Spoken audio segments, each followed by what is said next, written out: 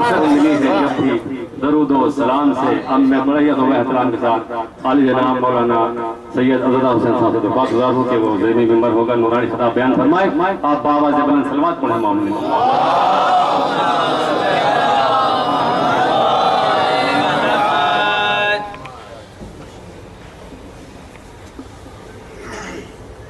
سلوات بآواز بلند.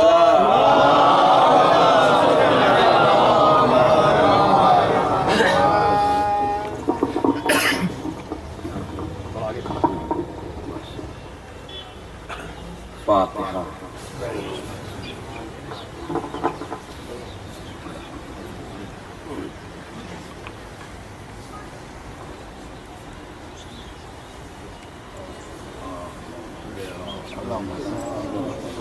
اللهم صل على محمد وآل محمد. اعوذ باللہ من الشیطان الرجیم. بسم اللہ الرحمن الرحیم. الحمدللہ رب العالمین. والصلاة والسلام علی اشرف الانبیاء والمرسلین شفیع المذنبین الذی بعثہ رحمۃ للعالمین سیدنا و مولانا ابی القاسم محمد وعلی اہل بیتہ الطیبین الطاہرین المعصومین المظلومین الذین اذھب اللہ عنہم الرجس وطہرہم تطہیرا.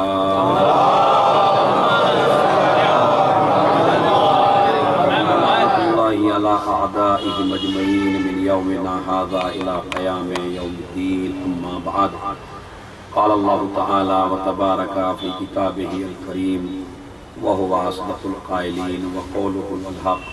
بسم الله الرحمن الرحيم.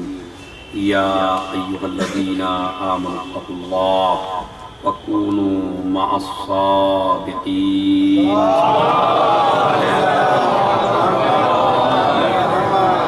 مرتبہ سورہ حمد اور 3 مرتبہ سورہ قل اللہ کی تلاوت فرما کر سید اصغر عباس عابدی مرحوم اور عزیز فاطمہ مرحومہ کی مخلص.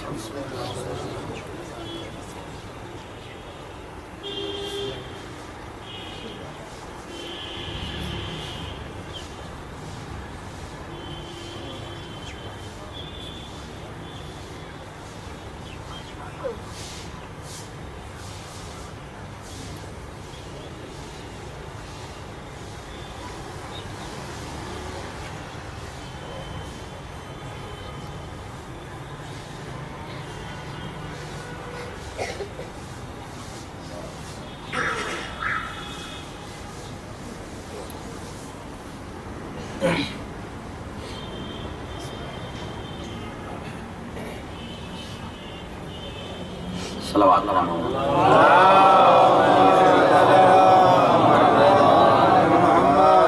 وقت کم ہے، کھانے کے اور آپ کے درمیان میں زیادہ حائل نہیں رہوں گا انشاءاللہ.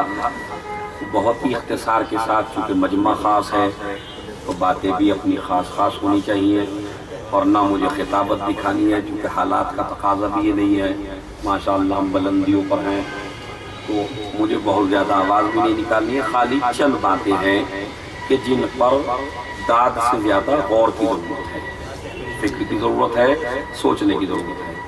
قرآن مجید کی ایک مشہور آیت میں نے آپ کی خدمت میں پڑھی ہے، اس کا ترجمہ یہ ہے یا ایھا الذین آمنو، اے صاحبان ایمان. دیکھیں کون کہہ رہا ہے اے صاحبان ایمان؟ پروردگار کہہ رہا ہے اے صاحبان ایمان. اگر آپ اسی پہ تھوڑا سا غور کر لیں اور تھوڑی سی اس پہ توجہ دیں تو آپ کو معراج ہو جاتی ہے اگر آپ غور کر لیتے ہیں. سب سے پہلا مسئلہ تو یہ ہو گیا کہ ہم اتنے سال سے عشرہ کر رہے ہیں، اتنے سال سے عزاداری کر رہے ہیں، اتنے سال سے صف عزا بچھاتے ہیں، ایک بھی آیت 2.5-3 مہینے میں ہماری عوام کے یاد نہیں ہو پاتی. یعنی اور کیا فائدہ اٹھایا وہ تو الگ مسئلہ ہے. ہونا تو یہ چاہیے تھا کہ جن کے یہاں عزاداری جیسا سسٹم ہو اور جب بھی کوئی مجلس پڑھی جاتی ہے تو پہلے آیت پڑھی جاتی ہے، تو ان مجلسوں کی بدولت ہم میں حافظ قرآن ہونے چاہیے. نہیں اگر آپ نے اشرے میں کچھ بھی نہیں لیا تو کم سے کم وہ جو آیت اس نے 10 دن پڑھی کم سے کم اس کا ترجمہ اور وہ آیت یاد کر لیتے. تو یہ اصل میں ہماری دوری ہے قرآن مجید سے. دونوں گروپ بہکے ہوئے ہیں.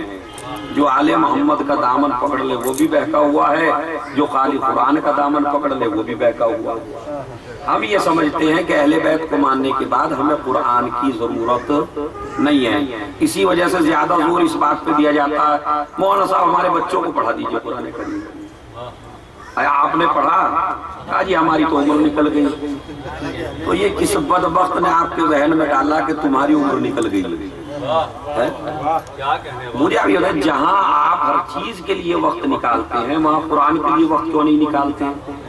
اگر آپ کا دوست قرآن مجید پڑھا ہوا ہے اور آپ کی دوستی ہے اس سے, تو جہاں دنیا کی باتیں کرتے ہو, جہاں کاروبار کی باتیں کرتے ہو, جہاں تجارت کی باتیں کرتے ہو, جہاں بیٹھ کے ہنسی مذاق کرتے ہو, وہیں پہ آپ یہ نہیں کہہ سکتے میاں تم ہمارے دوست ہو 15 منٹ کم سے کم ہمیں ایک سورہ ہی پڑھا دو. کر سکتے یا نہیں کر سکتے؟ مگر یہ ہمارے یہاں دستور چل گیا کہ قرآن پڑھائیں گے بچے کو. ارے مولوی صاحب ہم نے تو پڑھا نہیں, انہیں پڑھا دیجیے. اچھا اگر بیٹا یوں کہے کہ میں تو آپ کی باپ کی سنت پہ عمل کروں گا اپنے باپ سے, میں تو قرآن مجید نہیں پڑھتا کیونکہ جب میرا باپ نہیں پڑھا تو مجھے پڑھا کے کیا کروں. یہ ذہنوں سے نکالیے آپ. 60 سال کا ہو جائے, 70 سال کا ہو جائے, 80 سال کا, 80 سال کے بوڑھے سے میری گزارش ہے مسئلہ. اگر اب تو جاب پہ بھی نہیں جانا ہے, جو آپ کی بیگم صاحبہ ہے وہ بھی چاہتے ہیں بڑے میاں کسی طرح رٹل جائیں یہاں سے, گھر سے نکلیں تو صحیح. لڑکے کی بہو چاہتی ہے کہ کسی طرح ابا نکل جائے کہیں تاکہ میں کھل کے رہ سکوں. تو دیکھیں کہیں جگہ نہیں ہے اب بزرگوں کے لیے. نہ دوست گھبرانے لگے, بیوی گھبرانے لگی, بچے گھبرانے لگے, رشتہ دار گھبرانے لگے. اب یہ کبھی جوانی میں نماز میں نہیں گیا, اب اسے مسجد یاد آئی. اب یہ بیچارہ بوڑھا آدمی کہاں جائے, کوئی بات کرنے کو تیار نہیں ہے. اب انہوں نے مسجد سنبھال لی, مسجد کا کونا سنبھال لیا, مصلی سنبھال لیا. یہ اپنے پروردگار کی عظمت دیکھیے, جس زمانے میں تمہیں کوئی قبول کرنے والا نہیں ہے. صلوات پڑھ دیں.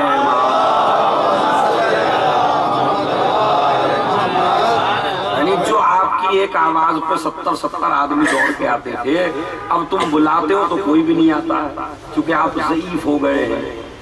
تو لہٰذا پروردگار عالم نے کہا کہ پھر بھی میں ہی ہوں تیرا. تجھے ہر آدمی دھکے دے کے نکال سکتا ہے لیکن میں تجھے دھکے دے کے نہیں نکالوں گا. اب بھی اگر میری بارگاہ میں جھک گیا تو بھی میں تجھے معاف کر دوں گا. کیسا مذہب اسلام ہے, کیسا ہمارا پروردگار ہے. تو مثلا جو بزرگ 50-60 سال کے ہیں اور قرآن مجید نہیں پڑھے ہیں, مرنا تو انہیں ایک دن ہے یا نہیں ہے. تو جاہل رہ کے مرے یہ اچھا ہے یا عالم بن کے مرے یہ اچھا ہے؟ فیصلہ آپ کریں گے. جاہل بن کے مروں یہ اچھا ہے یا عالم بن کے مروں یہ اچھا ہے؟ عالم بن کے. چلیے آپ نے پورا قرآن نہیں پڑھا لیکن کم سے کم آپ بھائی دیکھیں اتنی تو ماشاءاللہ میری آواز ہے کہ آپ اس کی طرف توجہ نہ دیں. یہ تو ہمیشہ ساتھ چھوڑتا آیا ہے.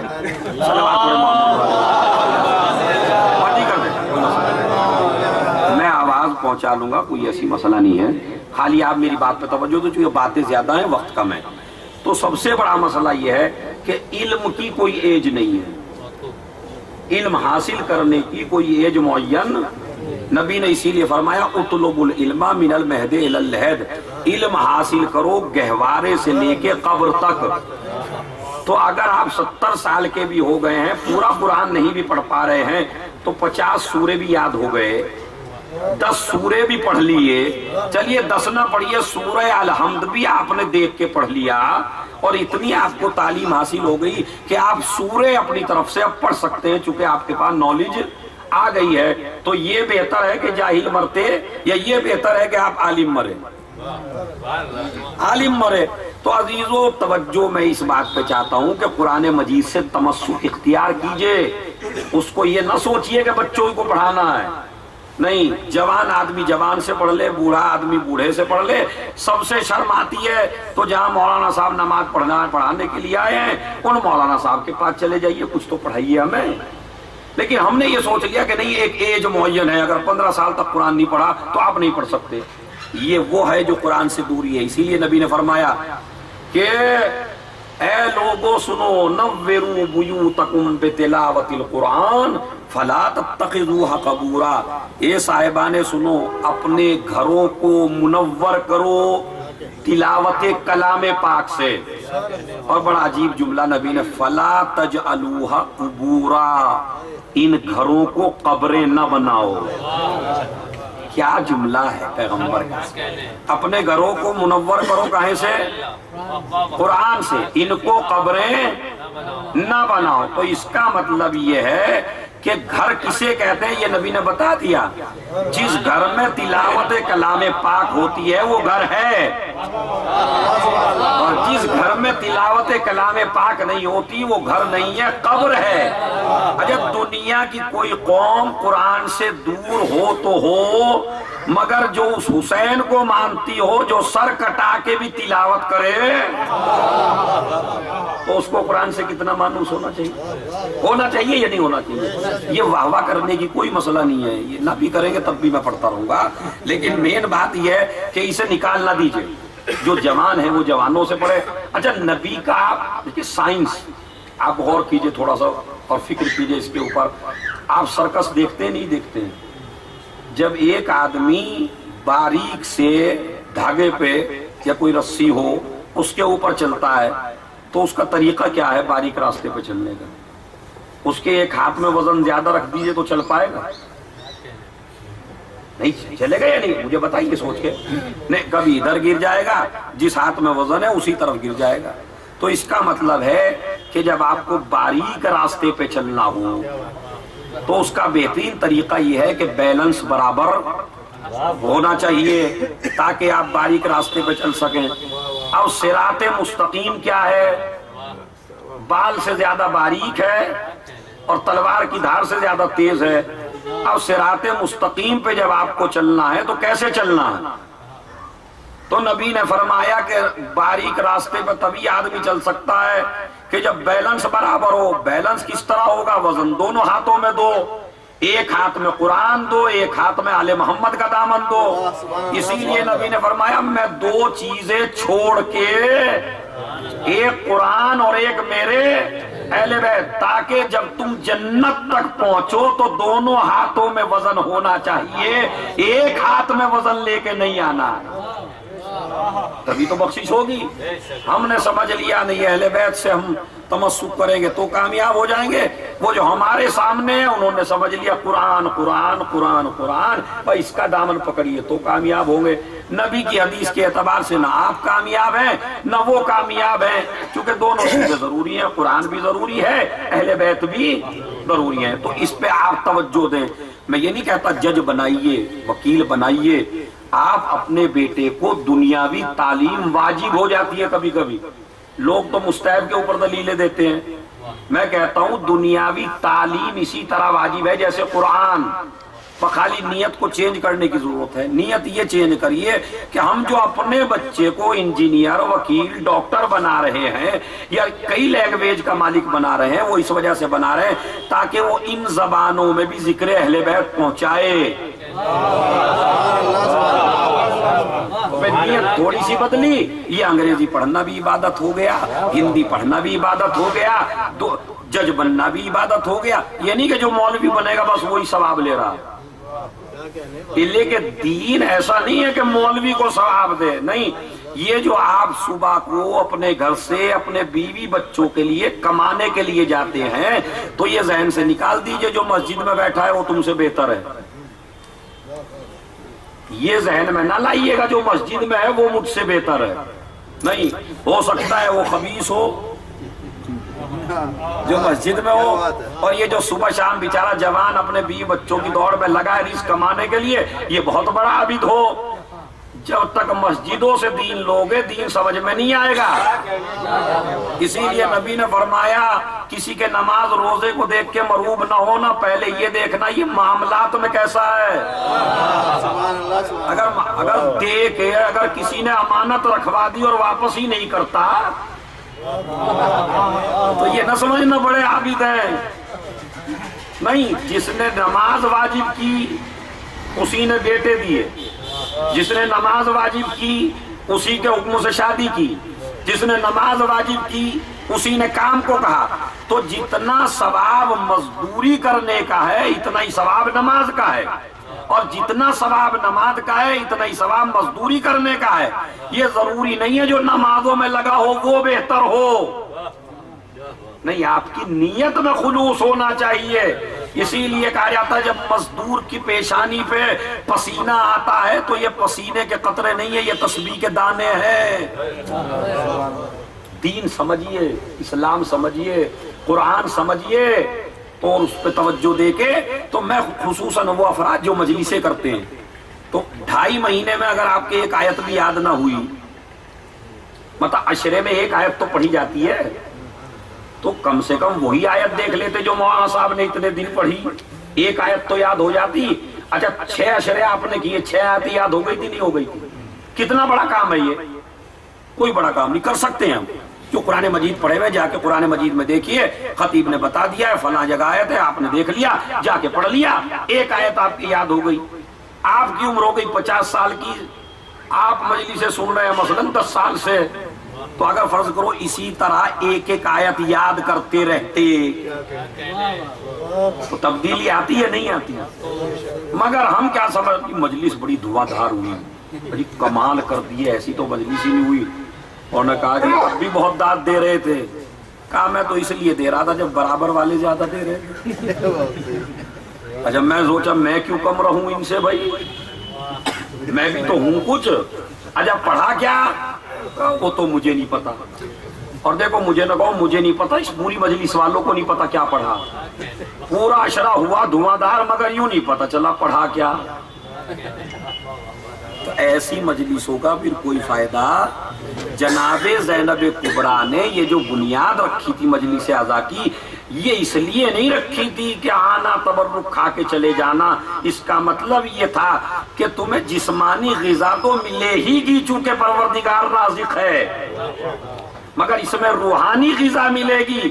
اسی لیے اس کلاس میں آنے کے لیے عمر کی قید بھی زینب نے نہیں رکھی.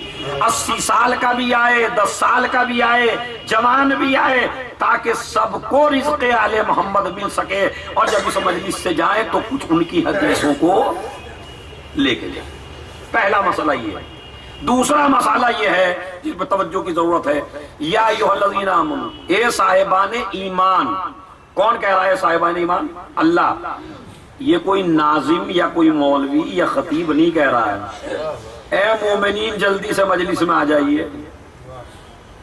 یہ اعلان ہوتا نہیں ہر امام باڑے سے مومنین سے گزارش ہے مجلس میں آ جائیں. تو یہ وہ والا مومن مراد نہیں ہے یہاں جو اعلان پہ بلایا جاتا ہے. نہیں، جس کا خدا اسے مومن کہہ کے پکارے. نہیں عزیز توجہ نہیں دیا.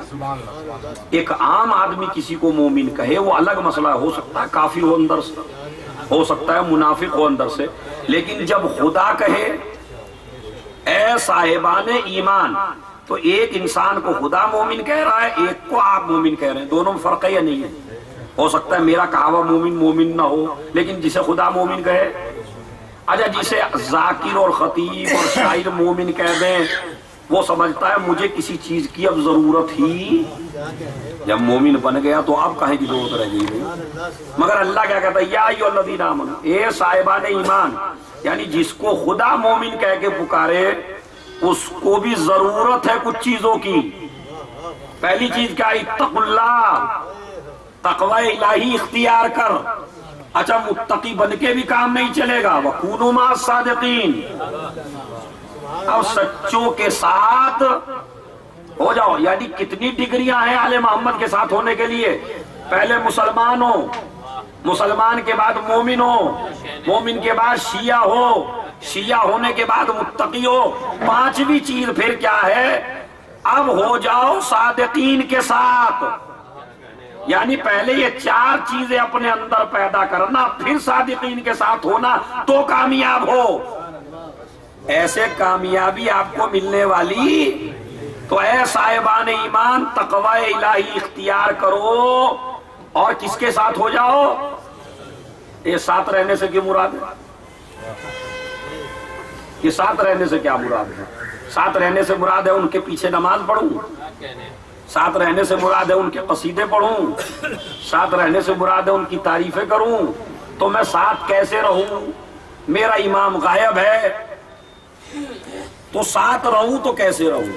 اب میں آپ ساتھ کو ایک بات بتانا چاہتا ہوں، یہاں ساتھ سے مراد ساتھ رہنا نہیں ہے کہ ان کے برابر میں جا کے بیٹھو، ان کے پیچھے جا کے نماز پڑھو، ان کے قصیدے پڑھتے رہو جا کے، یہ مراد ساتھ رہنے سے نہیں ہے۔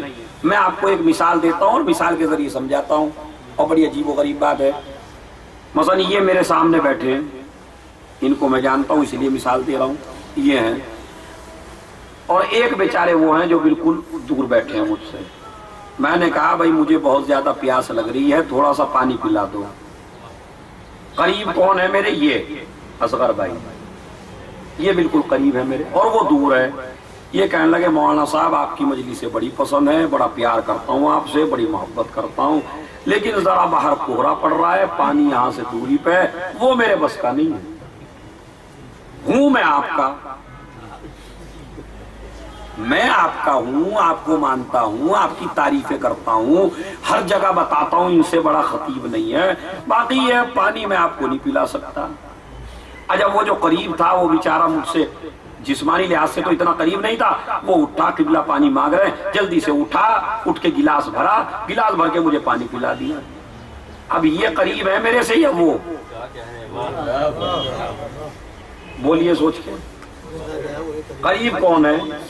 تو اس کا مطلب اسی وجہ سے، اب جملہ سنیے، اسی وجہ سے مذہب شیعت یہ نہیں کہتا جو نبی کے پاس بیٹھ جائے وہ قابل احترام ہے،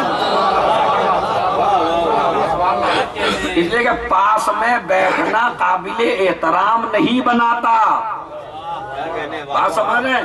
ہو سکتا ہے جو برابر میں بیٹھا ہو وہ بہت دور ہو، اور یہ بھی ہو سکتا ہے جو بہت دور ہو وہ بہت قریب ہو۔ چونکہ پاس بیٹھنے سے، ساتھ رہنے سے مراد پاس بیٹھنا نہیں ہے۔ اگر پاس بیٹھنا مراد ہوتا تو جو بزموں میں تھا بیوی کا باپ، اسے کہا میری بزم سے اٹھ جاؤ، اور جو ایران کا تھا دور رہنے والا، اسے کہا سلمان ہم اہل بیت سے ہے، صلوات بھیج دے محمد۔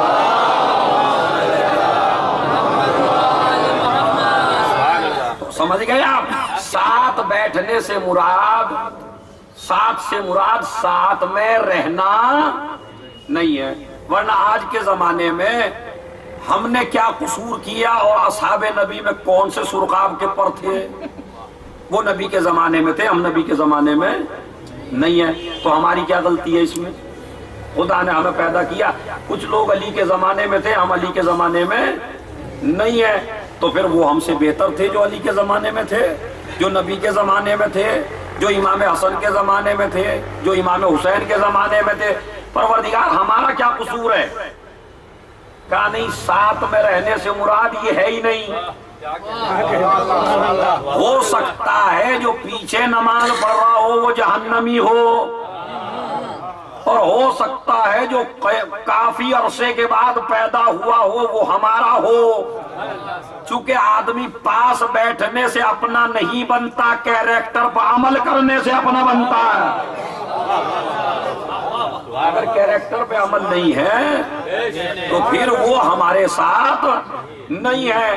مجھے یہ بتائیے، امام حسین علیہ السلام کے زمانے میں صرف 72 ہی تھے شیعہ؟ تھے بہت یا نہیں تھے؟ تھے بہت زیادہ تھے۔ یہ ساتھ کیوں نہیں گئے؟ اچھا یہ کیا گارنٹی ہے اگر آپ ہوتے تو آپ بھی ساتھ جاتے؟ میں تو کہتا ہوں یہ اللہ نے ہمارے پر رحم کیا کہ ہم نہیں تھے، ورنہ کیا پتا معاویہ خرید لیتا، یزید خرید لیتا، کس کس کے ہاتھوں بک جاتے۔ آپ کہیں گے نہیں جی ہم تو بڑے متقی ہیں، ہم نہ بکتے۔ تو آج کے زمانے میں کوئی نہیں کہہ سکتا، آپ ہی میں سے نہ جانے کتنے بکے ہوئے ہیں۔ ذاکرین بکے یا نہیں بکے؟ خود ذاکرین بک گئے، خود نوح خان بک گئے، خود بڑے بڑے علماء بک گئے۔ تو جو آج دولت کے ہاتھوں بک سکتا ہے وہ کل ان کے ہاتھوں بکتا یا نہ بکتا؟ یہ تو خدا نے ہماری عزت رکھ لی، اور اس کے بعد تمہاری قلعی کھولنے کے لیے حسین کے ایک بیٹے کو زندہ بھی رکھا تاکہ تم یہ نہ کہہ سکو جب ہمارے زمانے میں کوئی تھا ہی نہیں تو ہم ساتھ کس کا دیتے۔ اب اس لیے فاطمہ کے لال کو زندہ رکھا کہ اگر آج تم اس کا ساتھ دے دو گے تو کربلا میں بھی ساتھ ہوتے، اگر اس کا ساتھ نہ دیا تو کربلا میں بھی ساتھ نہ ہو۔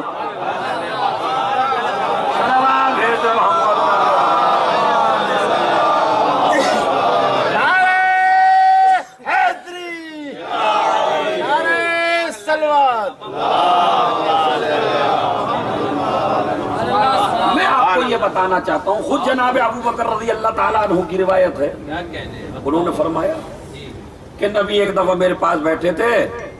اچھا کمال یہ ہے دماغ اتنا الٹا ہے، یہ نہیں کہتے میں نبی کے پاس بیٹھا تھا،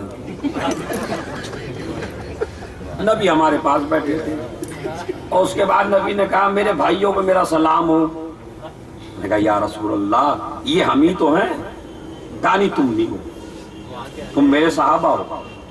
کہا پھر کسے؟ کہا میرے بھائیوں کو میرا سلام۔ کہا جی بھائی کون ہے؟ کہا بھائی میرے وہ ہیں جو میرے دنیا سے جانے کے کافی عرصے کے بعد پیدا ہوں گے، نہ جنہوں نے مجھے دیکھا ہوگا، نہ علی کو دیکھا ہوگا، نہ حسن کو دیکھا ہوگا، نہ حسین کو دیکھا ہوگا، میرے کسی جانشین کو انہوں نے دیکھا نہیں ہوگا، لیکن وہ میری بات کو فالو کریں گے، مجھے مانیں گے، اور بغیر دیکھے ان کا ایمان تم سے قوی ہوگا۔ بغیر دیکھے ہوئے یہ بتائیے جس نے رسول کو مانا رسول کے زمانے میں، تو رسول تو سامنے تھے، ماننا اتنا بڑا مسئلہ نہیں ہے۔ علی نے جو علی کو مان رہے تھے وہ علی کے زمانے میں تھے، تو اتنا بڑا مسئلہ، چونکہ امام سامنے ہے، موت سے دکھا رہے ہیں، کبھی سورج پلٹا رہے ہیں، کبھی مردے زندے کر رہے ہیں، کبھی ستاروں کو دروازے پہ بلا رہے ہیں۔ اب اس سے بڑا بدبخت کون ہوگا جو اتنے موت سے دیکھ کے بھی نہ مانے؟ اچھا ہم اس زمانے میں تھے نہیں، ہم نے خالی سن کے ہم ایمان لے آئے، تو نبی نے فرمایا تم دیکھ کے ایمان لائے، وہ بغیر دیکھے ایمان لائیں گے۔ اچھا ایمان کس کا قوی ہوتا ہے؟ جو بغیر دیکھے ایمان لائے اس کا ایمان زیادہ قوی ہوتا ہے۔ اسی لیے جو اس زمانے میں علی کے زمانے میں رہے، حسن کے زمانے میں رہے، حسین کے زمانے میں رہے، بڑے بڑے شیعہ تھے، ان کے ایمان کی اتنی عظمت نہیں ہے جتنی آج کے مومن کی ہے، چونکہ وہ دیکھ کے مان رہے تھے، یہ بغیر دیکھے مان صلوات بھیج دیں محمد۔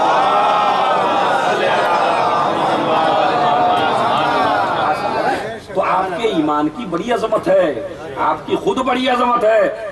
ایسا نہیں مثلا آپ کہتے ہیں یا لیتنی کنت معکم، اے کاش ہم آپ کے ساتھ، کہتے نہیں کہتے؟ تو یہ جو کیا ہماری تمنا ہی رہ جائے گی بس ہم آپ کے ساتھ ہوتے؟ آرزو ہی رہ جائے گی بس؟ کربلا وہ واقعہ نہیں ہے جو ہوا اور ختم ہو گیا، کربلا وہ واقعہ ہے جو آج بھی ہو رہا ہے۔ یعنی دو گروپ کی جنگ ہمیشہ چل رہی ہے اور چلے گی قیامت تک، کچھ یزیدی ہیں اور کچھ حسینی ہیں۔ یہ نہیں کہ جو میدان کربلا میں جا کے لڑا وہ حسین کے ساتھ ہے، نہیں، ہو سکتا ہے مجلس میں آنے والا حسینی نہ ہو اور جو مجلس سے باہر ہے وہ حسینی ہو، چونکہ آدمی جلسوں میں بیٹھنے سے حسینی نہیں بنتا ہے، حسینی بنتا ہے فکر سے۔ اگر فکر حسینی ہے تو حسینی ہو، اور اگر مجلس میں بیٹھ کے بھی جائز چیز کو ناجائز بناؤ. بات سمجھ، جو چیز ناجائز ہے اسلام میں اور اس کو تم جائز بنا لو تو پھر یہ یزیدیت ہے. تو اس کا مطلب ہے آدمی فکر سے حسینی اور یزیدی بنتا ہے. تو میرے کہنے کا مقصد ہے تو ساتھ میں رہنے سے مراد یہ نہیں ہے کہ آپ برابر میں رہیے. مکے میں بتاؤ کتنے چاہنے والے تھے، مدینے میں بتائیے کتنے چاہنے والے تھے، بصرے میں بتائیے کتنے چاہنے والے تھے. تو حسین کے ساتھ گئے کیوں نہیں؟ کوئی گیا؟ دعوت نامہ تو میرے مولا نے سب کو بھیجا، آیا کوئی؟ صلوات پڑھے محمد علیہ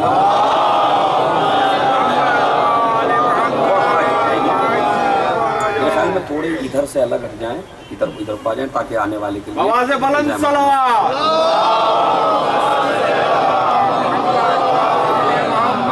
میں نے پہلے ہی کہا تھا آپ سے کہ مجمع خاص ہے تو باتیں بھی خاص ہوں گی. تو میں آپ کو بتانا چاہتا ہوں کہ اسلام سمجھیے تو ساتھ میں رہنے سے مراد ہم اب بھی حسین کے ساتھ ہیں اگر ہماری فکر حسینی ہے، اور اگر ہماری فکر حسینی نہیں ہے تو چاہے حسین کے زمانے میں ہوں تب بھی ہم حسین کے ساتھ نہیں ہیں. آج بھی حسین کے ساتھ ہو سکتے ہیں. مثلا جنگ جمل ہو رہی ہے، میں پروف دے دیتا ہوں آپ کو نہج البلاغہ سے. یہ وہی نہج البلاغہ جسے کہتے ہیں ہماری. نہج البلاغہ کس کی ہے؟ ہمارا تھوڑا سا تو بولیے بھائی. مولا کائنات. ہماری نہج البلاغہ ہے نا، ہماری نہج البلاغہ ہماری ہے نا. بڑے فخر سے کہتے ہیں ہماری. ہماری کو کبھی دیکھا آپ نے؟ نہیں دیکھا.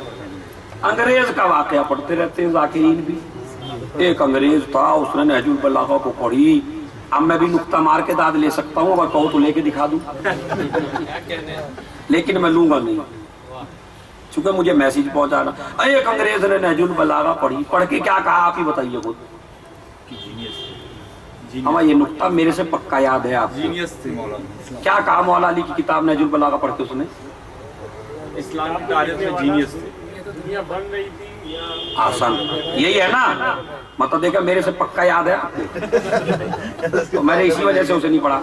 میں یہیں سے لے کے چلتا ہوں کہ یا تو علی نے دنیا کو بنایا یا علی کے سامنے دنیا. پہلی تو بات یہ ہے کہ ہم علی کے معاملے میں کسی انگریز کی تعریف کے محتاج نہیں ہیں. علی علی ہے چاہے دنیا جتنی برائیاں کرے. علی اور خدا دو ہی تو ایسے ہیں، سجدے کر کے اس کی خدائی میں اضافہ نہیں ہوتا، قصیدے پڑھ کے علی کے فضائل میں اضافہ نہیں ہوتا. تم قصیدے پڑھتے ہو، اس کا کوئی علی کو ثواب نہیں جاتا، سارا ثواب تمہیں آتا ہے. اور پوری دنیا علی کے قصیدے پڑھنا چھوڑ دے، علی کو کچھ بگڑتا بھی نہیں ہے. اس طرح خدا کی عبادت کر دے کہ خدا کو کچھ ملنے والا سارا فائدہ آپ کا ہے. میسیج اصل میں یہ نہیں تھا. یہ بتائیے آپ کے ماننے میں اور انگریز کے ماننے میں فرق ہے یا نہیں ہے؟ کیا فرق ہے؟ وہ خالی ایک اچھا انسان مانتا ہے، امام نہیں مانتا. آپ کیا مانتے ہیں؟ امام مانتے ہیں. تو جو امام نہیں مانتا تھا اسے تو اتنا اعتقاد ہے کہ جو بھی کہا ہوگا وہ اچھا ہی کہا ہوگا. اس نے انگریز ہو کے بھی، لا مذہب ہو کے بھی، علی کا شیعہ نہ ہو کے بھی علی کی کتاب پڑھ لی. اور یہ جو امام مانتا تھا، ان کو معصوم مانتا تھا، یہ خالی اسی میں رہ گیا ہماری ہے. تو ہماری کو کبھی دیکھا بھی تو ہمارے مولا نے اس میں کہا کیا ہے؟ بھائی جو بھی کہا وہ تمہارے لیے تو کہا ہے. تو جو قوم ہماری ہماری کہتے رہے وہ کامیاب نہیں. پہلے بہانے لیے کہا جی عربی میں ہے، ہم سے عربی آتی نہیں. اب اردو میں ترجمہ بھی آ گیا. کہا جی ہم سے اردو بھی نہیں آتی، ہم انگریز کی اولاد ہیں، انگریزی آتی ہیں. اب وہ انگریزی میں بھی ہے. اب تو پڑھ لو. اما ایک قول اگر ماشاءاللہ جو انگریزی جانتے ہیں یا اردو جانتے ہیں یا عربی جانتے ہیں، اگر ایک قول رات میں جاب پہ سے آ کے اپنی زندگی کا دستور بنا لیا، ایک قول مولا علی کا میں ضرور پڑھوں گا، کتنی منٹ لگے گی؟ 1 منٹ میں آپ ایک قول پڑھ سکتے ہیں. تو جو قوم مولا کے لیے 1 منٹ نہ نکال سکتی ہو، اور جس میں یہ بھی پتا ہے کہ علی کا فائدہ نہیں ہے، میرا ہی آپ کو پتہ چلے گا بیوی کے ساتھ کیسے رہنا، آپ کو پتہ چلے گا بچوں کے ساتھ کیسے رہنا، آپ کو پتہ چلے گا انسانوں کے ساتھ کیسے رہنا، آپ کو پتہ چلے گا پڑوسیوں کے ساتھ کیسے رہنا، آپ کو پتہ چلے گا حکومت اگر کافر ہو اس میں کیسے رہنا، حکومت اگر مسلمان ہو تو کیسے رہنا، بارش زیادہ ہو جائے تو کیا پڑھو، زلزلے زیادہ آ جائے تو کیا پڑھو، بیماریاں گھیر لیں تعویذ کرواؤ یا قرآن پڑھو، سب پتہ چلے گا یا نہیں پتہ چلے گا؟ مگر ہم اس کو ماننے کو تیار، کہتے ہیں مجلس ٹھنڈی کر دی۔ یہ پتہ نہیں کیا اصطلاح کہاں سے آئی بھائی، میری سمجھ میں آج تک نہیں آئی، یہ ٹھنڈی کون سی ہوتی، ٹھنڈی کر دی جی، اجی مجلس تو ٹھنڈی ہو گئی بالکل۔ ہاں تو بھائی کوئی ذائقہ لینے آئے ہو، قورمے کا ذائقہ ہے، نہاری کے ذائقے لینے آئے ہو، تم بریانی کے ذائقے لینے آئے ہو، اب تو مجلس کا ایک ٹیسٹ بنا لیا۔ عزیزو 15-20 سال سے جب تک مجلس کو تم نے ٹیسٹ کی نیت سے سنا، ذائقے کی نیت سے سنا، تب سے مجلس تو ہو رہی ہے مگر نالج نہیں بڑھ پا رہی ہے، علم نہیں بڑھ پا رہا، چونکہ ہمیں تو مزہ لینا ہے نا مجلس میں آ کے۔ اگر مزے کی نیت سے آؤ گے تو جس طرح خالی آئے تھے اسی طرح خالی جاؤ گے، عبادت سمجھ کے آتے تو نالج لے کے جاتے، علم لے کے جاتے۔ اسے یہ نہ سمجھنا کہ ہم ذائقے کے لیے آئے ہیں، ہمیں اچھا ذائقہ مل جائے گا، ذائقے نہیں، حق تو کڑوا ہوتا ہے، حق کا جو ذائقہ ہے وہ کڑوا ہوتا ہے، آپ میں کچھ نہ کچھ تبدیلی آنی چاہیے۔ پھر میں آپ کو بتانا چاہتا ہوں کہ جو امام حسین کے زمانے میں تھے وہ سارے حسین ابن علی کے ساتھ نہیں تھے، اور جو آج ہم ہیں ہو سکتا ہے حسین ابن علی کے ساتھ ہوں۔ آپ زیارت وارثہ پڑھتے ہیں، یہ جو ہے یا لیتنی کنت معکم، اے کاش میں آپ کے ساتھ ہوتا، یہ کس سے کہتے ہیں آپ؟ ایک دوسرا جواب کوئی ہے، کس سے کہتے ہیں؟ آسان، نہ امام حسین سے کہتے، نہ جناب علی اکبر سے کہتے، نہ جناب عباس سے کہتے، چونکہ یہ زیارتیں ساری تعلیم دی ہوئی ہے چھٹے امام کی، صادق آل محمد کی۔ آپ زیارت وارثہ پڑھتے ہیں؟ آپ زیارت وارثہ پڑھتے ہیں؟ ماشاءاللہ نہیں پڑھتے، جمعرات کو مولانا صاحب پڑھاتے ہی ہوں گے جو ہوں گے، پڑھتے ہیں ہر جگہ زیارت وارثہ، پوری زیارت وارثہ پڑھ دی، اس میں یہ جملہ ہے ہی نہیں، زیارت وارثہ میں یہ جملہ نہیں ہے کہ کاش میں حسین کے ساتھ ہوتا، ہے نہیں۔ اس کے بعد زیارت علی اکبر پڑھیے، اس میں بھی یہ جملہ نہیں ہے، زیارت جناب عباس پڑھیے، اس میں بھی یہ جملہ نہیں ہے۔ یہ جملہ آپ نہ حضرت عباس سے کہتے ہیں، نہ جناب علی اکبر سے کہتے ہیں، نہ امام حسین سے کہتے ہیں، یہ جملہ کہتے ہیں شہدائے کربلا سے۔ یہ جو فقرہ ہے کاش ہم آپ کے ساتھ ہوتے، یہ فقرہ کس کی زیارت میں ہے؟ شہدائے کربلا کی۔ اچھا امام حسین کی میں کیوں نہیں ہے؟ اس لیے کہ یہ قوم بہانے باز ہے، عمل کر کے ہم حسین کیسے تھوڑی بن سکتے ہیں، ہم عمل کر کے حسین کیسے بن جائیں؟ ارے بھائی وہ کہاں اور ہم، بولتے ہیں آپ یا نہیں بولتے؟ اچھا جب وہ روایت پڑھی جاتی ہے جنت میں شیعہ وہیں ہوں گے جہاں حسین ابن علی ہوں گے، تو جب جنت کی بات آئی تو کیا کہتے ہیں؟ جہاں وہ وہاں ہم، جہاں وہ وہاں، اور جب عمل کی بات آئی وہ کہاں؟ اللہ جانتا تھا کتنے بہانے باز قوم ہے یہ، مخلوق تو میری ہے، پیدا کی ہوئی میری ہے، جب عمل کی بات آئے گی تو کہیں گے وہ کہاں ہم کہاں، جب جنت میں آرام کی بات آئے گی جہاں وہ وہاں ہم۔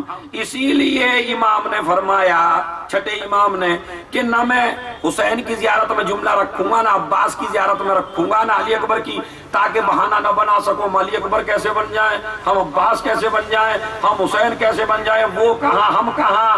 تو اگر تم حسین جیسے نہیں بن سکتے تو حبیب جیسے بن جاؤ، زہیر جیسے بن جاؤ، نیسم جیسے بن جاؤ، قمر جیسے بن جاؤ۔ اچھا بہانے دونوں تلاش کریں گے، عورتیں کہیں گی زہرا کیسے بن جائیں، زینب کیسے بن جائیں، مرد کہیں گے ہم علی اور حسن و حسین جیسے کیسے بن جائیں۔ اسی لیے علی نے اپنے گھر میں 2 پالے، ایک عورت کی پرورش کی، ایک غلام کی پرورش کی، جو ہم جیسا نہ بن سکے وہ قمبر بن جائے، جو عورت فاطمہ نہ بنے وہ فضہ بن جائے. صلوات بھیج دیں.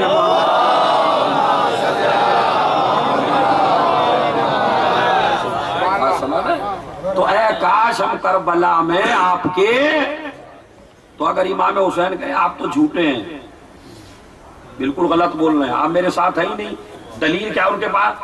کہا میرا بیٹا تو آپ کے یاد ہی نہیں ہے.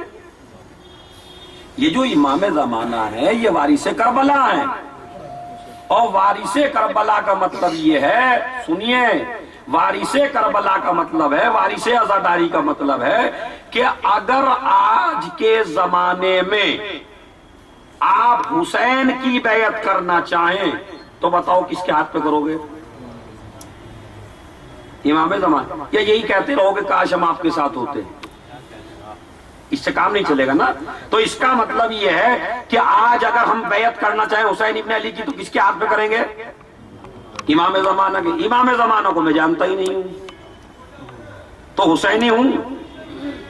اس لیے کہ میں مثال دیتا ہوں، کوفے میں مسلم آئے تو حسین کی بیعت لے رہے ہیں مسلم. اگر کوئی جائے اور جا کے کہے میں مسلم کی بیعت نہیں کروں گا، میں تو حسین کی کروں گا، تو وہ حسینی ہے؟ نہیں ہے. کیوں نہیں ہے؟ اس لیے کہ حسین نے اپنا نمائندہ بھیج دیا، جو اس کے ہاتھ پہ رکھ لے گا اس کی بیعت ہم قبول کر لیں گے. تو جس طرح کوفے والوں کی بیعت جب تک قبول نہیں ہے جب تک مسلم کے ہاتھ پہ ہاتھ رکھے، اسی طرح اس زمانے کے لوگوں کی بیعت قبول نہیں ہے جب تک یہ اپنا ہاتھ امام زمانہ کے ہاتھ پہ نہ رکھے. اچھا، یہ بیعت تب مکمل ہوگی جب امام زمانہ کا پتہ ہوگا. پتہ ہمیں ہے نہیں، ہمیں اپنے امام کا پتہ. تو امام حسین کہیں گے تم جھوٹے ہو، تم مکار ہو، جب تم اس کا ساتھ نہیں دے رہے تو میرا ساتھ. کربلا میں کیا بھیڑ تھی بہت مکے میں حسین کے چاہنے والوں کی. 4 مہینہ 4 دن رہے حسین ابن علی مکے میں، نماز پڑھاتے تھے خانہ کعبہ میں. اب جس کا باپ پیدا ہوا ہو خانہ کعبہ میں اور اس کا بیٹا امام جماعت ہو تو کتنا مزہ آتا ہوگا. لیکن السلام علیکم مولا. وعلیکم السلام. ہی مولا بس آپ تو یہ ہیں، آپ یہ ہیں، آپ. کہا چلو کربلا. کہا جو بیوی بچہ اکیلے. ہوا ہے یہ بات. کوئی آیا چلو میرے ساتھ کربلا. کہا مولا کافی دنوں میں حج نصیب ہوا، آپ کے ساتھ جائیں حج چھپ جائے گا. اب یہ بہانے تراشے جا رہے ہیں. تو اگر ہم ہوتے تو کیا بہانہ لیتے نہ لیتے؟ تو جو وہ بہانے لے رہے تھے وہی ہم بھی لیتے. تو اس کا مطلب اگر اب ہم پیدا ہو گئے ہیں، اب میں جنگ جمل سے آپ کو پروف دوں کہ جب علی نے جنگ جمل فتح کر لیا تو نہج البلاغہ میں موجود ہے، آپ والی میں نہج البلاغہ میں اس میں ہے کہ ایک شخص آیا مولا کی فتح کو دیکھا، بڑا خوش ہوا. کہا مولا آپ نے جنگ بڑی اچھی فتح کر لی، آپ کے سامنے. علی کی نگر میرا بھائی ہوتا تو بڑا خوش ہوتا آپ کی جنگ کو دیکھ کے. ایک مرتبہ میرے مولا نے فرمایا احوا اخیک معنا، کیا تیرا بھائی ہمیں چاہتا تھا؟ نہج البلاغہ ہے، کوئی ذاتی نہیں ہے، کوئی غیر معتبر چیز نہیں. یہ بتاؤ تمہارا بھائی ہمیں چاہتا تھا یا نہیں؟ کہا مولا محبت تو بہت زیادہ کرتا تھا آپ سے، مشہور ہے بہت محبت کرتا تھا آپ سے. تو امام نے فرمایا پھر پریشان کیوں ہوتے ہو؟ وہ کہہ رہا تھا نا اگر میرا بھائی آپ کی فتح کو دیکھتا تو بڑا خوش ہوتا، اسے بھی ثواب ملتا. میرے مولا نے کہا اتنا بتاؤ وہ ہم سے محبت کرتا تھا یا نہیں؟ کہا کرتا تھا. کہا پھر تم تو اپنے بھائی کی بات کر رہے ہو. لقد شہدنا فی اسکرنا ھذا اقوام من اصلاب الرجال وفی ارحام النساء سیرعفو بہم الزمان ویقوی بہم الایمان. پوری مجلس بھول جانا مگر یہ جملہ نہ بھولنا. علی کے امام کو کہتے ہیں. میرے مولا نے فرمایا تم تو خالی اپنے بھائی کی بات کر رہے ہو جو ابھی کچھ سال پہلے مرا.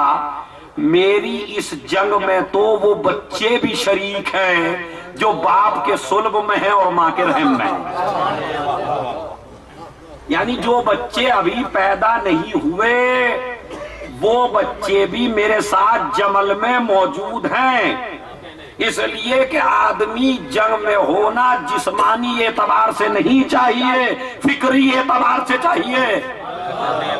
اگر میرے زمانے میں بھی ہو اور فکر میرے ساتھ نہ ہو تو میرے ساتھ نہیں ہے. اور اگر زمانہ بعد میں پیدا کرے اسے مگر فکر میرے ساتھ ہو تو وہی جنگ جمل کا فاتح ہے، وہی صفین کا فاتح ہے، وہی بدر کا فاتح ہے، اسی طرح کربلا کے فاتح ہم ہیں اگر ہماری فکر حسینی بن جائے۔ صلوات بھیج دے محمد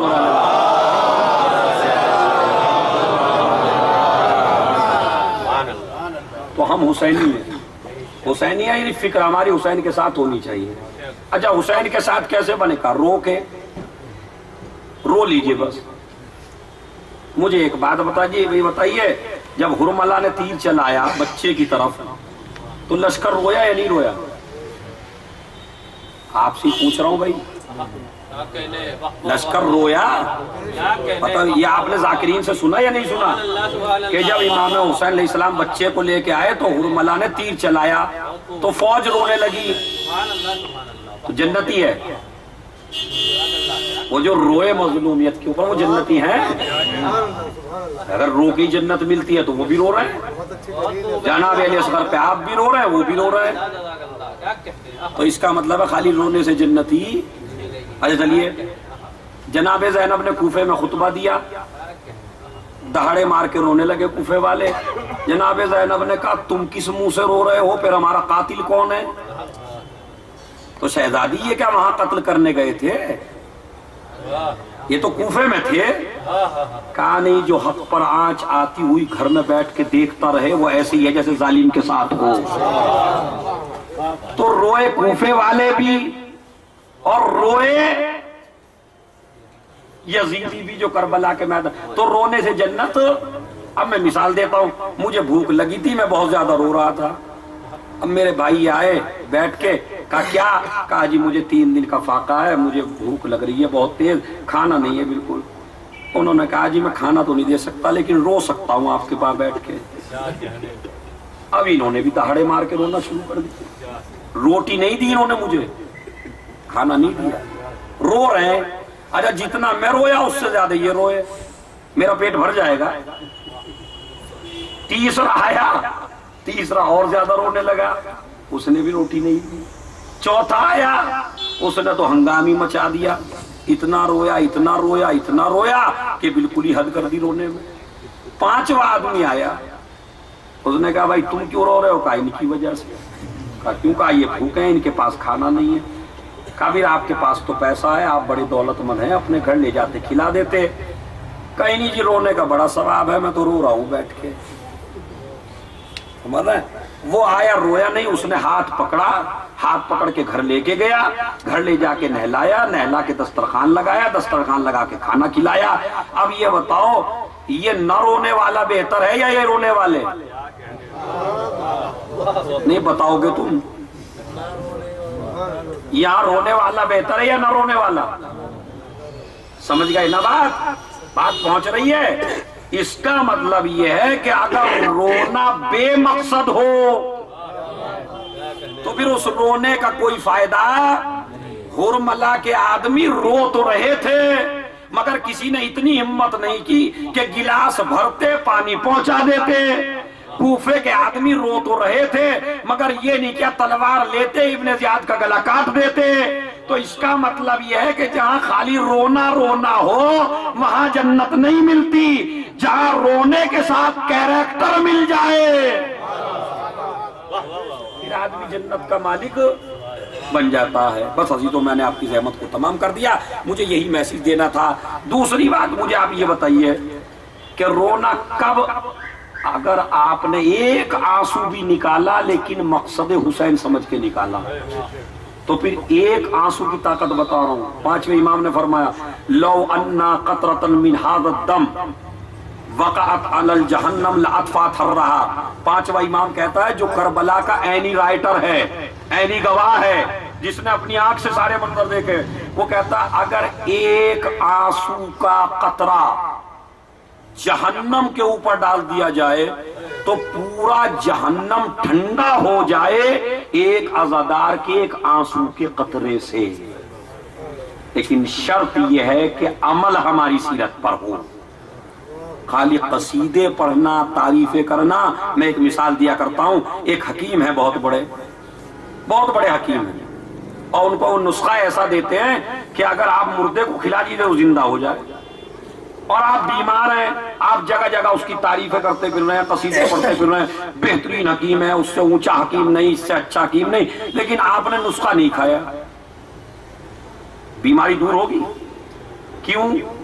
کہ تعریف سے کام نہیں چلے گا جب تک کہ نسخہ نہ کھاؤ۔ اسی طرح علی کے قصیدے پڑھنے سے کچھ نہیں ہوگا جب تک علی کی بات نہیں مانو گے، کیونکہ مین ہے علی کی بات ماننا۔ جس کی محبت زبان تک محدود رہ جائے اسے چاہنے والا کہتے ہیں، اور جس کے محبت دل میں اتر جائے اسے شیعہ کہتے ہیں۔ جیسا اہل بیت کرتے چلے جائیں ویسا ہی آپ کرتے چلے جائیے۔ تو اس کا مطلب یہ ہے کہ نسخے پہ عمل کرنا ہوگا، فالو کرنا پڑے گا۔ اب میں ایک مثال دیتا ہوں، اور یہ آخری مثال ہے، اس کے بعد زحمت تمام ہے۔ کاش ہم کربلا میں حسین ابن علی کے ساتھ ہوتے۔ عبید اللہ ابن حر مکے سے ساتھ چلا امام حسین علیہ السلام کے، الگ خیمہ لگا رہے اپنا، یہ وہ حر نہیں ہے، عبید اللہ ابن حر ایک الگ آدمی ہے، تو وہ جا رہا ہے الگ الگ۔ جب اس نے ایک جگہ خیمے لگائے تو امام حسین چھوٹے چھوٹے بچوں کو لے کے گئے اس کے پاس، اٹھ گیا امام کو دیکھ کے، پیشانی چومنے لگا، عزت سے بٹھایا، بچوں کو بٹھایا، تعریفیں کرنے لگا، مولا آپ کیا ہیں، مولا آپ کیا ہیں، مولا آپ تو فرزند زہرا ہیں، اور یہ خوب قصیدے پڑھ رہا ہے، خوب تعریفیں کر رہا ہے۔ امام نے فرمایا اے عبید اللہ ابن حر، میں تجھے جہنم سے نکال کے جنت کی طرف لانا چاہتا ہوں۔ کہا بتائیے مولا، حکم؟ کہا چلو میرے ساتھ کربلا۔ اللہ مولا آپ اچھے ہیں، آپ فرزند رسول ہیں، آپ فاطمہ کے جائے ہیں، سب کچھ ہے، مولا یہ جو میرے پاس گھوڑا ہے اس سے قیمتی گھوڑا پورے عرب میں نہیں ہے، اور آج تک جب بھی جنگ ہوئی اس نے کبھی اپنے سوار کو مرنے بھی نہیں دیا۔ ایک تو تیز دوڑتا ہے جنگ میں، اور اگر کبھی ہارنے لگے تو پھر مالک کو لے کے اتنی تیز دوڑتا ہے میدان سے کہ کسی کے ہاتھ نہیں آتا، تو مجھے چھوڑ دو، میرا گھوڑا لے جاؤ۔ ٹھیک ہے سنیے، مجھے چھوڑ دیجئے، میرا گھوڑا لے جائیے۔ امام نے فرمایا کہ ایسے گھوڑے کی ضرورت اسے پڑے جسے میدان سے بھاگنا ہو، سمجھ رہے؟ مجھے میدان سے تو بھاگنا نہیں ہے، مجھے گھوڑا نہیں چاہیے، مجھے تو چاہیے۔ پھر کہتا ہے مولا اچھا ایسا کرو، میری تلوار سے زیادہ قیمتی کوئی تلوار نہیں ہے، جب میں تلوار لے کے نکلتا ہوں تو پورا عرب میری تلوار پہ نظر رکھتا ہے، اور نہ ٹوٹنے والی تلوار، بہترین دھار والی تلوار کہ جو گلے کاٹتی چلی جاتی ہے، آپ میری تلوار لے جائیے مگر مجھے رہنے دیجئے۔ تو امام نے فرمایا کہ جن کے ہاتھوں میں ذوالفقار ہو وہ تیری تلوار لے کے کیا کرے گا؟ مجھے تو چاہیے، نہ گھوڑا چاہیے۔ انہوں نے کہا آپ چونکہ نکلے ہوئے ہیں، پیسے کی ضرورت پڑے گی راستے میں، دیکھیے ہماری برادری کا تھا یہ، ہاں ہماری برادری کا کس وقت سے چل رہی ہے۔ اس نے کہا مولا پیسے کی ضرورت پڑے گی، زیادہ پیسے کی ضرورت ہے، آپ ایسا کیجئے پیسہ لے لیجئے میرے سے تاکہ فوج میں کام آ جائے۔ اب میں مثال دوں، دیکھو جی مجلس میں آنے وانے کا ہم پہ وقت نہیں ہے، مسجد میں آنے کا ہم پہ وقت نہیں ہے، پیسہ ہم دیں گے، انتظام تم کرو۔ کسے دھوس دکھا رہے ہو پیسے کی؟ مذہب اسلام آئے، جو اسلام دولت خدیجہ سے غنی ہو وہ آپ جیسے فقیروں سے لے کے کیا کرے گا؟ پیسہ ہم دے دیں گے، کام تم کر لو۔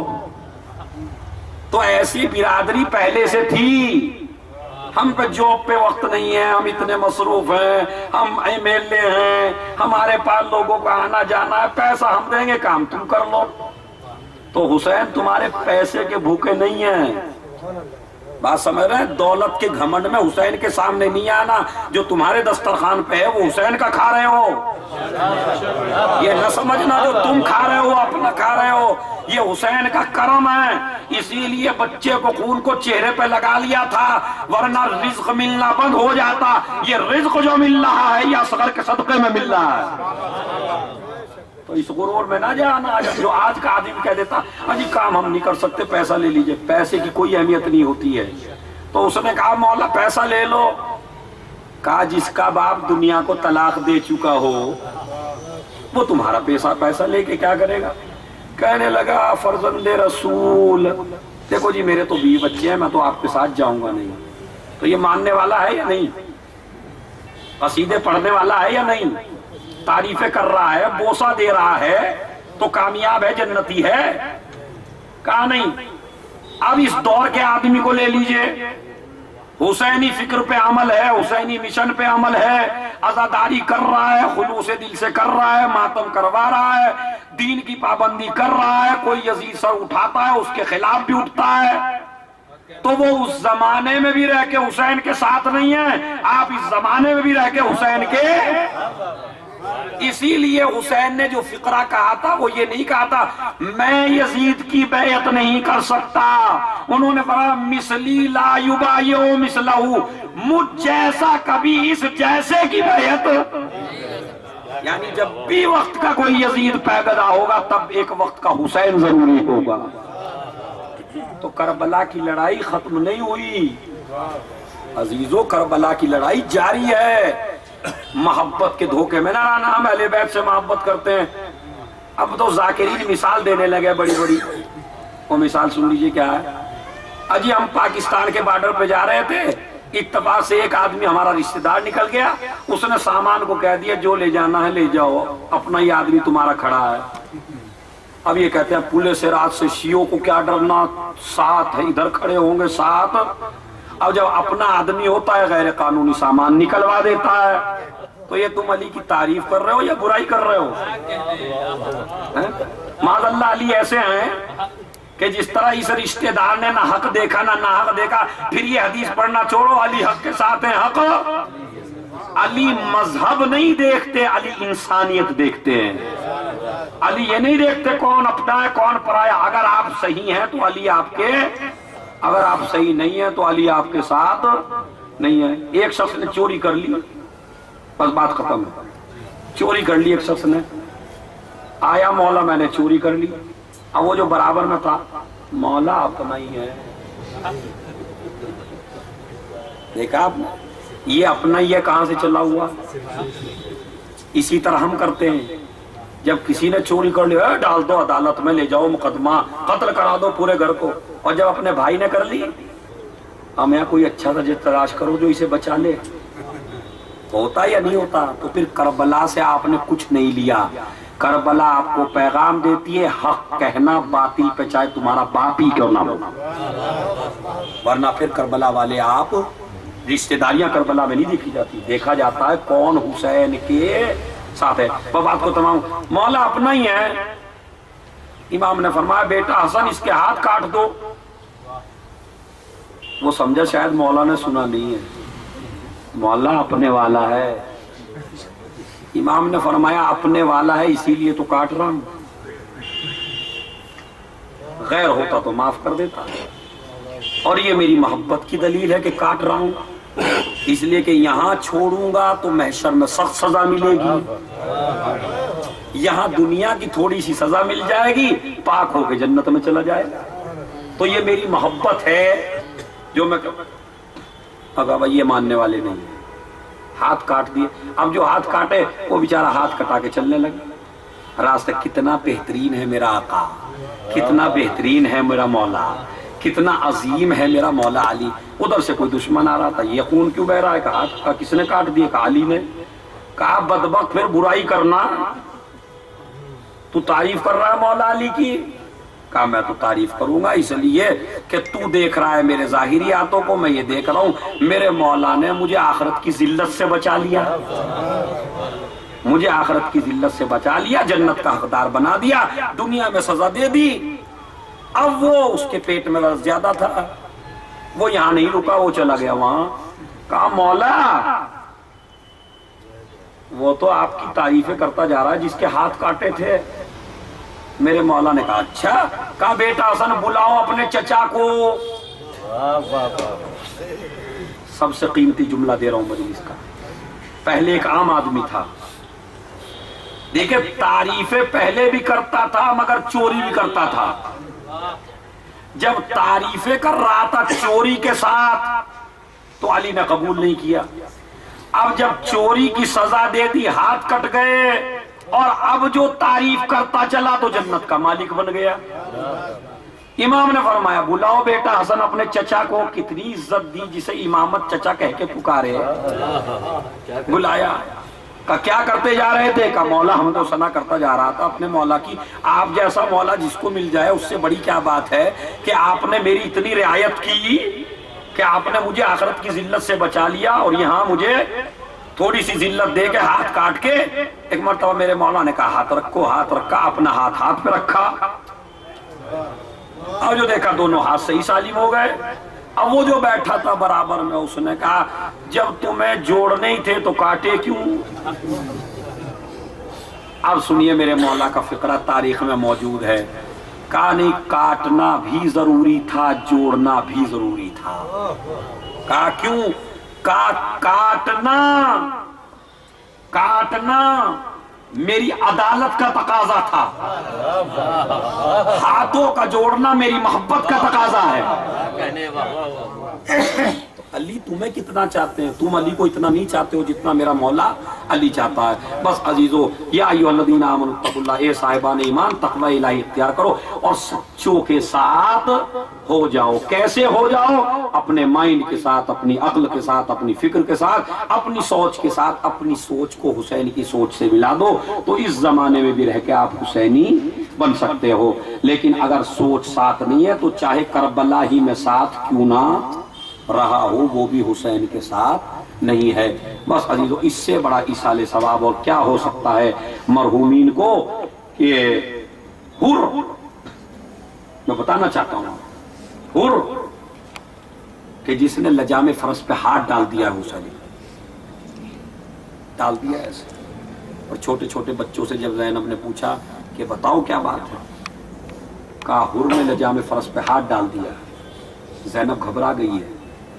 ایک جملہ میرے مولا نے کہا، حر تیری ماں تیرے ماتم میں بیٹھے۔ اور جیسے یہ جملہ کہا حر تیری ماں تیرے ماتم میں بیٹھے، تو ایک مرتبہ حر کہتا ہے آقا اگر آپ کی ماں فاطمہ نہ ہوتی تو میں بھی آپ کو جملہ کہتا، لیکن آپ کی ماں فاطمہ زہرا ہے۔ اور میرا مولا حسین سمجھ گیا جس کے دل میں میری ماں کا احترام ہو وہ جہنم میں نہیں جا سکتا۔ یہ جو 9 محرم میں اور عاشور کے دن حسین انتظار کر رہے ہیں، چونکہ صبح میں آیا ہے نا، وہ انتظار کر رہے ہیں، یہ کس لیے کر رہے ہیں؟ چونکہ جس کے دل میں میری ماں کا احترام ہے وہ کبھی جہنمی نہیں ہو سکتا۔ لو عزیزو، حر کے لشکر والوں کو پانی پلایا، گھوڑوں کو پانی پلایا۔ حد یہ ہے کہ جو پانی بچا، عباس گھوڑوں کے سموں پہ پانی ڈال دو، چونکہ جب گھوڑا تیز دوڑتا ہے اور گرمی زیادہ محسوس کرتا ہے تو جب تک اسے سکون نہیں ملتا جب تک اس کے سم پہ پانی نہ ڈال لیں۔ حسین تمہارے بچے پیاسے رہ جائیں گے۔ گھوڑوں کو پانی پلایا، اونٹوں کو پانی پلایا، لشکر کو پانی پلایا، پوری فوج کو پانی پلایا، اور پھر جو پانی بچا وہ گھوڑوں کے سموں پہ ڈال دیا۔ تاریخ کہتی ہے حر کے لشکر میں ایک آدمی ایسا تھا کہ جس کو اتنی پیاس لگی تھی، جب بھی کوئی پانی پلانے پڑتا وہ پانی کی طرف اتنی تیزی سے دوڑتا تھا کہ پانی زمین پہ گر جایا تھا۔ سب ناکام ہو گئے۔ میرا مولا حسین گھوڑے سے اترا، اترنے کے بعد اس شخص کا سر اپنے زانوں پہ رکھا، اپنے ہاتھ سے اس آدمی کو پانی پلایا۔ لے بھائی پانی پی لے۔ اس نے کہا کون؟ کہ میں فاطمہ کا لال ہوں، میں نبی کا نواسا ہوں، میں علی کا بیٹا ہوں۔ مولا اتنا عظیم ظرف ہے آپ کا کہ جو راستہ روک رہے ہیں ان کو پانی پلایا جا رہا۔ ارے یہی تو وجہ ہے کہ جب 9 محرم آئی حر کشمکش میں پڑ گیا، اور حر یہ سوچتا ہے کروں تو کیا کروں۔ ایک مرتبہ بیٹا کہتا ہے بابا کیا آپ حسین سے ڈر گئے؟ کیا آپ لشکر سے ڈر گئے؟ تو باپ کہتا ہے بیٹا میں جنت و جہنم کے درمیان میں پا رہا ہوں۔ پھر بھائی آیا، پھر غلام آیا۔ آقا اتنی زحمت میں ہم نے آپ کو کبھی نہیں دیکھا، اتنی پریشانی میں آپ کو ہم نے کبھی نہیں دیکھا، یہ اتنی پریشانی آپ کو کیوں ہے؟ ایک مرتبہ چاروں کو ساتھ لیا، لینے کے بعد ایک ٹیلے پہ آئے، اور ایک مرتبہ بیٹے سے اور بھائی سے اور غلام سے کہا ذرا حسین کے خیموں کی طرف کان تو لگاؤ۔ اب جو حسین کے خیموں کی طرف کان لگائے، کہا کیا کچھ آوازیں آ رہی ہیں؟ کہا آوازیں تو آ رہی ہیں۔ کہا کیا آوازیں آ رہی ہیں؟ کہا ننھے ننھے بچے کہتے ہیں چچا عباس ہمیں प्यास ने मार डाला। कोई हुसैन से लिपट के कहता है अरे थोड़ा सा हमें पानी पिला दो बाबा। सकीना लिपट लिपट के कह रही है बाबा अब सकीना में इतनी हिम्मत नहीं रही जो पानी के बगैर जिंदा रह सके। रिवायत के अल्फाज हैं कि एक मर्तबा जैसे ही ये आवाज सुनी और कहता है क्या ये वही हुसैन नहीं है जिसने मेरे बच्चों को पानी पिलाया था? क्या ये वही हुसैन नहीं है जिसने मेरे लश्कर को पानी पिलाया था? क्या ये वही हुसैन नहीं है जिसने मेरे घोड़ों को पानी पिलाया था? एक मर्तबा कहा हाँ ये वही हुसैन है। फिर कहता है आज अगर मैं घेर के न लाता तो फातिमा का लाल इतनी मुसीबत में गिरफ्तार न होता।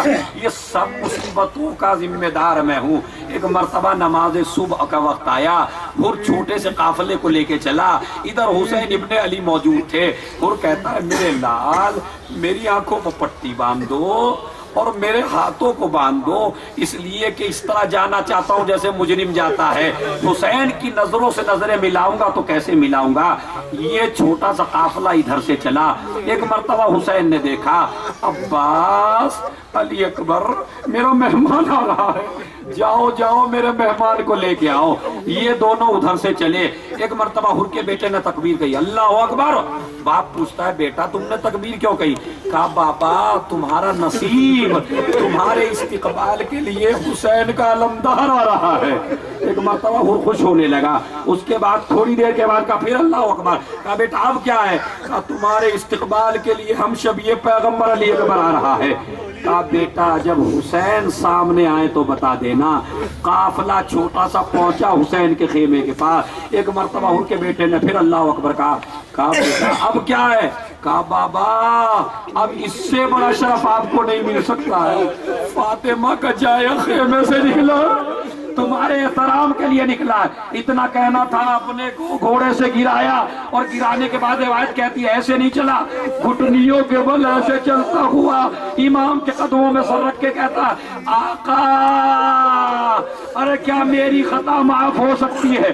जैसे ही कदमों में सर रख के कहा हुसैन ने ऐसे उठाया ए हुर मैंने भी माफ किया, मेरे खुदा ने भी माफ किया। ए हुर तेरी माँ ने तेरा कितना अच्छा नाम रखा था, क्योंकि उस वक्त क्या कहा था तेरी माँ तेरे मातम में बैठे ताकि दिल में कोई बात न रह जाए। हुर तेरी माँ ने तेरा कितना अच्छा नाम रखा था। एक मर्तबा पेशानी खोला, खोलने के बाद आंखों से मौला की जियारत की। आका ये बच्चे प्यासे हैं मेरी वजह से, ये जो भी कुछ होगा ये मेरी नहीं हो। तुम दोष न दो अपने को, तुम तो हमारे मेहमान हो, तुम तो हमारे चाहने वाले हो। मैंने भी माफ कर दिया, मेरे खुदा ने भी माफ कर दिया। इतना बड़ा जुमला हुसैनी कह सकते हैं। एक मर्तबा और कहता है आका जल्दी से मरने की इजाजत दे दीजिए। बस अभी जल्दी से मरने की इजाजत दे दी। किसी ने पूछा हुरी इतनी जल्दी क्या है, अभी तो आए मरना क्यों चाहते हो? तो एक मर्तबा कहा जब मैंने लजाम फरस पे हाथ डाला था तो बच्चों ने जाके ज़ैनब से कह दिया था कि हुर ने लजाम फरस पे हाथ डाल दिया है। अब अगर किसी बच्चे ने जाके कह दिया फूफी अम्मा वही आया है कि जिसने बाबा के लजाम फरस को पकड़ा था, कहीं ज़ैनब से शर्मिंदा ना हो जाऊं। आका अभी ये बातें हो ही रही थी कि आनो मोहम्मद निकले। ए मामू और तुम्हें हमारी माँ ज़ैनब ने सलाम का सरोसीना पीटा।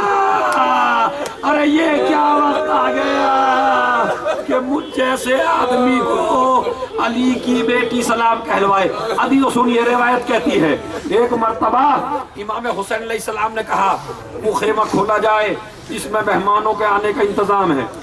खेमे का दरवाजा खोला गया, हुर को लेके बैठे।